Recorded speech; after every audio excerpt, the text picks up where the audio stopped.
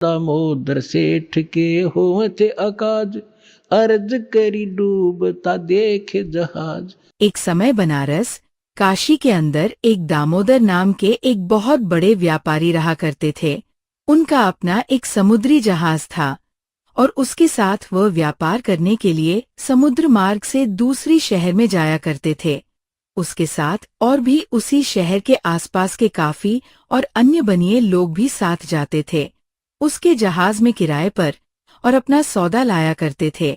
सेठ जी बाहर गए हुए थे और पीछे से उनकी धर्मपत्नी, जिसका नाम धर्मवती था, वह बहुत धार्मिक थी। सेठ दामोदर भी बहुत नेक आदमी थे, भक्ति और परमात्मा पर बहुत विश्वास करते थे। एक दिन ऐसे ही उस सेठ की पत्नी धर्मवती के पास एक बहन गई और कहने लगी, बहन, हमारे घर पर हमारे गुरुजी कबीर जी का सत्संग है, आप आ जाओ। ठीक है बहन, मैं अवश्य आऊंगी और ज्ञान समझ में आ गया तो मैं दीक्षा लूंगी, वैसे नहीं लूंगी। धर्मवती को पहले भी कई बार परमात्मा के बारे में उस बहन ने बताई थी। उस दिन सत्संग में आ गई, परमात्मा ने सृष्टि रचना सुनाई और फिर मालिक की वाणी, सारा ज्ञान सुनाया। परमात्मा ने 2 घंटे सत्संग किया। धर्मवती को ज्ञान समझ में आ गया। फिर 10-20 भगत थे, आपस में चर्चा करने लगे और परमात्मा ने धर्मवती से पूछा, बेटा, दीक्षा लेगी? महाराज जी, मेरे आत्मा तो मान गई कि दीक्षा ले लूं, आपके ज्ञान पूर्ण रूप से समझ आ गई, पर एक समस्या है। बोल बेटा, क्या समस्या है? मैंने सुना है कि जोड़ी में नाम लेना चाहिए। मेरा पति गया हुआ है प्रदेश में धन कमाने के लिए, जब घर वह आएगा तब नाम लूंगी, लेकिन अब मुझे ऐसा लग रहा है कि मैं इस घर से बाहर कदम रखूंगी, आपकी यह स्थान से कहीं मृत्यु ना हो जाए। आज मुझे आपके सत्संग से एक एक पल भारी हो गया कि जीवन नाश हो रहा है। बेटा, यह भ्रम इन मूर्खों का पैदा किया हुआ है। तुम एक दिन जन्मे नहीं, एक दिन मृत्यु नहीं होगी। आपके पति आपसे बड़े हैं, पहले जन्म हुआ, आपका बाद में हुआ। लेकिन महाराज, आज तक मैंने कोई भी काम उन्हें बगैर पूछे किया नहीं है, और कहीं वह मुझसे नाराज ना हो जाए, मैं कहीं पाप के भागी न बन जाऊं। लेकिन आत्म कल्याण के मार्ग में किसी से पूछने की आवश्यकता नहीं और सभी कामों में सलाह ले सकते हो, सभी बातों में, और इसमें एक पल की भी देरी नहीं करनी चाहिए, कोई पाप नहीं लगता। ये सुनकर धर्मवती ने कबीर जी से दीक्षा ले ली और भक्ति करने लगी।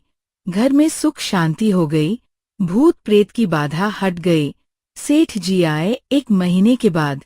उसने सोचा कि मेरे पति को यदि कोई तीसरा व्यक्ति यूं बतावेगा कि तेरी पत्नी सत्संग में जाती है और रात को जाती है, क्योंकि परमात्मा अधिकतर रात को सत्संग करते थे, क्योंकि दिन में किसी को फुर्सत नहीं छोड़ रखी काल ने धंधे में, तो उसने सोचा कि ये कहीं इसके मन में मेरे प्रति कोई दोष ना आ जा और हमारा घर नर्क बन जावे।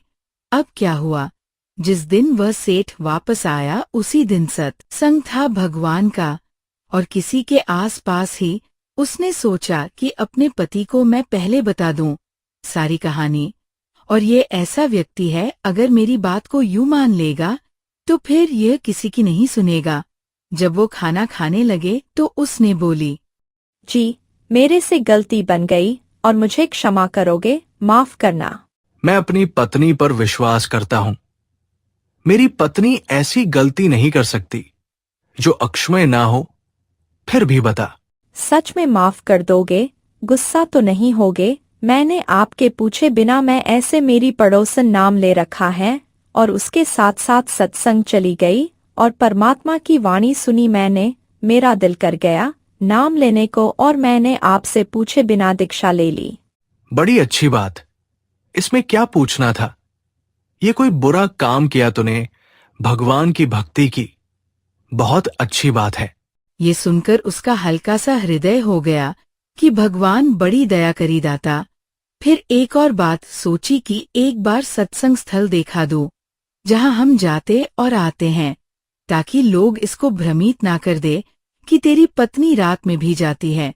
और उस दिन सत्संग भी था, तो उसने कहा, ऐसा है, गुरुजी का सत्संग है वहां पर, और मेरे साथ की सारी सहेली चली गई। मैं आपके भोजन पानी में लग गई और देर हो गई। ना गई तो कहीं गुरुजी नाराज ना हो जा। आप मेरे साथ चल पड़ो। देखो, मैं थका हुआ हूं, दूर से आया हूं, आप जाओ। रात में कोई साथ नहीं, अकेले कैसे जाऊं? चल तो पड़ूंगा, और जाते ही नींद आवेगी। बता, मैं क्या सत्संग सुनूंगा? आप यूं करियो कि पीछे बैठ जाइयो, जब नींद आए तो सो जाइयो। गुरुजी कुछ नहीं कहेगा। फिर दोनों पति पत्नी आ गए। भगत जी पीछे बैठ गया और भगतमती बैठ गई भगतमतियों में। परमात्मा ने वही सृष्टि रचना फिर सुनाई। अब लाला जी कैसे नींद आबे, कलेजा फटने लगा और सारी ज्ञान सुना। सत्संग के बाद उसकी पत्नी आकर पूछा, कहीं आपको नींद तो नहीं आई? काहे की नींद आवे थी, मेरे तो बेचैनी हो गई। एक बार पूछ ले गुरुजी से, मेरे को नाम दे देंगे। उसने जाकर कहा, महाराज जी, भगत जी आए हैं और यूं कह रहे कि दीक्षा मिल जाएगी। हाँ बेटा, बुला लाओ। तब उसने सेठ जी को बुलाया और सेठ जी परमात्मा के पास जाकर बैठ गया। तब परमात्मा बोले, सेठ जी, आप हो इन देवताओं की घने पुजारी, और परमात्मा का नाम लेने के बाद आम उपासना नहीं करनी होगी। 100 वर्ष सतगुरु की सेवा और 1 दिन आन उपासी, ओ अपराधी आत्मा फिर पड़े काल की फांसी। 100 वर्ष सतगुरु के अनुसार साधना करके 1 दिन भी अन्य उपासना किसी देवी देवता की कर ली तो पिछली सारा भाटा बैठ जाएगा। महाराज जी, मैं बनिया हूं और सौदा करना खूब जानता हूं। मैंने सारा कुछ सुन लिया और सब कुछ देख लिया। खूब कथा सुन रखी बड़ी बड़ी मैंने। जो ज्ञान आपने दिया इस पृथ्वी पर नहीं, और मैं जो वचन करता हूं दाता, पक्का करता हूं। आप मेरे गुरु और मैं आपका चेला।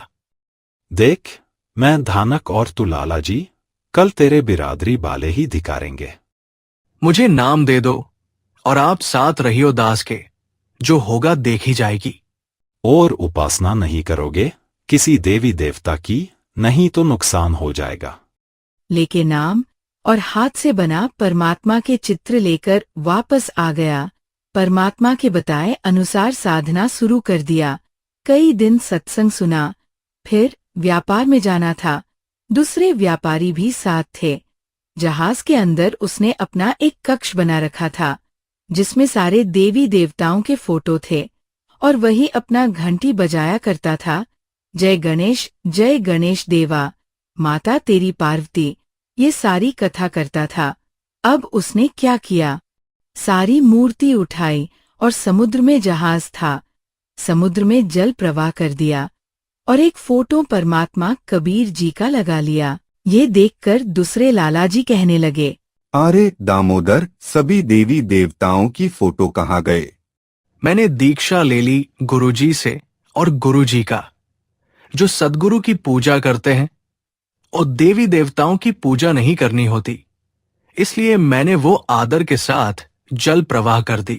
तू भाटा बैठा बेगा, तेरा नाश हो जाएगा। क्या है कबीर, एक धानक जुलाहा इसके बातों में आ गया। तूने देवता छोड़ दिए, राम कृष्ण जैसे बलवान भगवान छोड़ दिए, देखना तेरा क्या होगा। कुछ भी हो मेरे साथ, आप अपनी क्रिया करो, मैं कुछ नहीं कहता। आप मेरे पीछे क्यों पड़ गए? मैं अपना करूंगा, आप अपनी करो।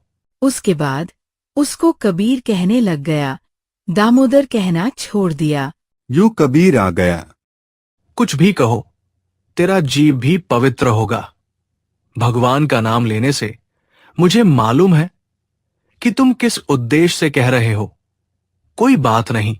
वह चले गए और सब अपना माल लाद कर बच्चों समेत जा रहे थे कुछ तो, क्योंकि 3-4 महीने में वापस आया करते थे। जब वापस आ रहे थे पूरा माल लाद के, और बीच में जब आलिए समुद्र के, एक समुद्री आंधी तूफान उठा, 30-40 फीट ऊंचा, 200 किलोमीटर प्रति घंटा के स्पीड से। जहाज का निशान भी न पावे किधर गया। देख लिया उनने भी। शाम का समय था, सूर्य अस्त होने वाला था। इतना भयंकर तूफान उठा, देखकर कहा कि काम बिगड़ गया। समुद्र में हलचल पहले ही शुरू हो गया। जहाज डगमग करने लगा। सारे ने अपने अपने देवता याद करने लगे। कोई राम, कोई कृष्ण, जो भी जीस का इष्ट था, और दामोदर शांत बैठा था। अब सब घबरा रहे थे। घिघी बंध गई कि बच्चे मरे, सारी संपत्ति का नाश हुए था। तब उन्होंने दामोदर सेठ से कहा, दामोदर, आप क्यों नहीं अर्ज करते अपने गुरुजी से? मैं क्या करूं? मेरा गुरुजी तो एक गरीब सा व्यक्ति है। मेरे भगवान और आपके ताकतवर भगवान जीस ने पहाड़ तक उठा दिया। आप बचोगे तो मैं भी बच जाऊंगा। आप कर लो अपनी अर्ज। जब देखा कोई जतन काम नहीं कर रहा, तब उनमें एक वृद्ध लालाजी था।